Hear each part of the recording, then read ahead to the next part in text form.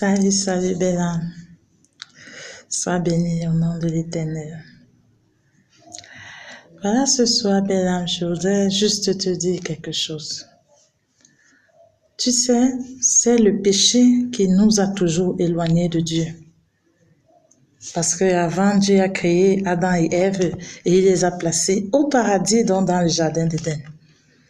Et quand il avait envie de voir sa créature, il appelait juste Adam, Adam, et Adam répondait, me voici Seigneur.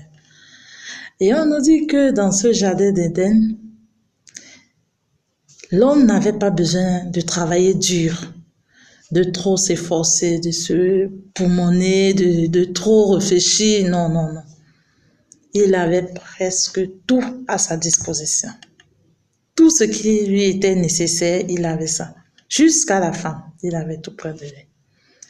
Donc c'est le péché qui a fait qu'il soit jeté hors du jardin d'Éden.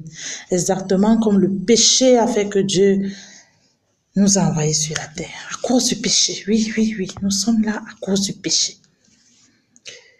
Et le Seigneur nous fait savoir que l'unique chose qui peut nous ramener à lui, c'est-à-dire dans son paradis ou bien dans notre paradis, dans le paradis où il sait mieux nous placer, c'est-à-dire cet environnement qui nous est magnifique, qui nous est agréable, c'est seulement la repentance. C'est pour ça que si tu te repens aujourd'hui, tu entres dans le paradis de Dieu d'une certaine façon. Parce que tu entres dans sa paix, dans sa joie, dans sa bonté, son amour, tu entres dans sa protection.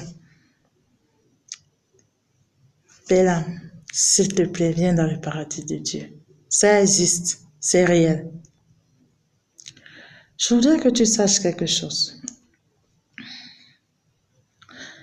La repentance te conduit au paradis de Dieu. La repentance te ramène à être co-héritier avec Jésus-Christ. Ça t'amène à être dans la présence permanente de Jésus. La repentance, c'est la clé.